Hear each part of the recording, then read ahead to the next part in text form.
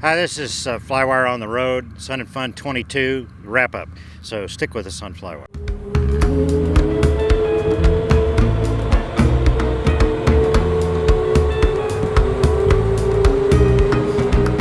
Hey, I'm Scott Perdue, and today on Sun and Fun, on this episode of On the Road, I'm going to do a little wrap-up of Sun and Fun 22. It's Sunday, about lunchtime, and I'm headed out.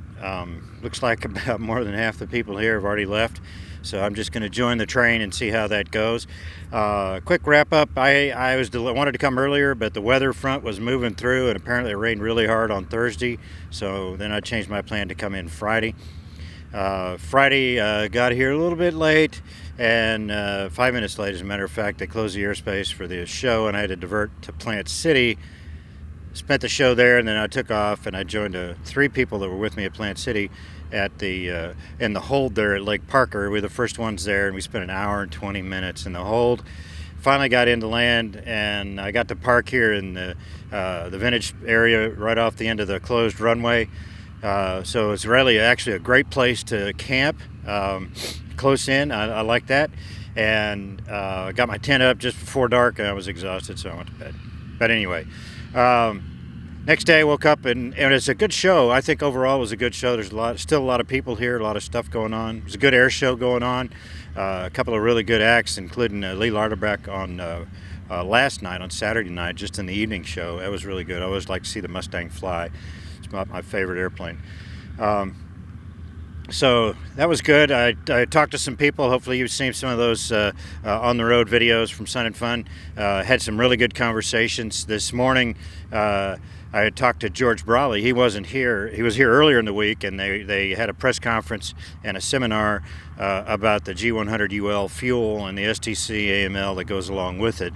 And I asked him a question. I said, hey, what about the big engines, the big radials? They're supercharged, and the water-cooled V12s, Merlins and Allisons, and the Mustangs and the P40s and the P38s and stuff like that. And, turns out he didn't have those set up to be on the AML, so he's working on that.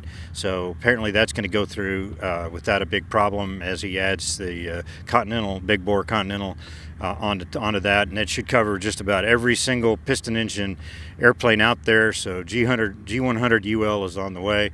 I need to find out what the status is Avfuel for their work in the distribution end of it, and mixing and all that. So I'm going to work on that. Maybe I'll go up and talk to George, and we can get it from in person, what's going on with Avfuel and with GAMI.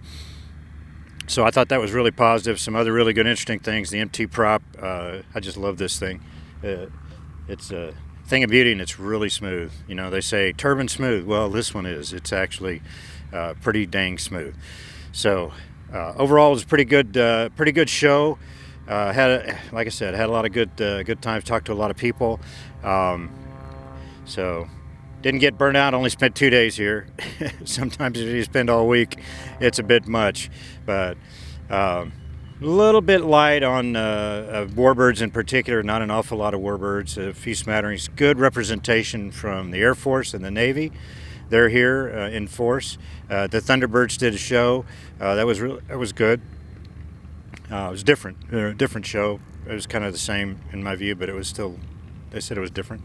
But anyway, I enjoyed it. Hope you enjoyed the updates. And I'm headed to Oshkosh, so I'm going to be at Oshkosh pretty much all week. And I'll be there. I'll be bringing Charlie. So come check us out. I'll have a banner there, and hopefully we can get to park it in a good spot and meet some of y'all. So look forward to seeing you again at Oshkosh, and thanks for watching. We'll see you next time on FlyWire.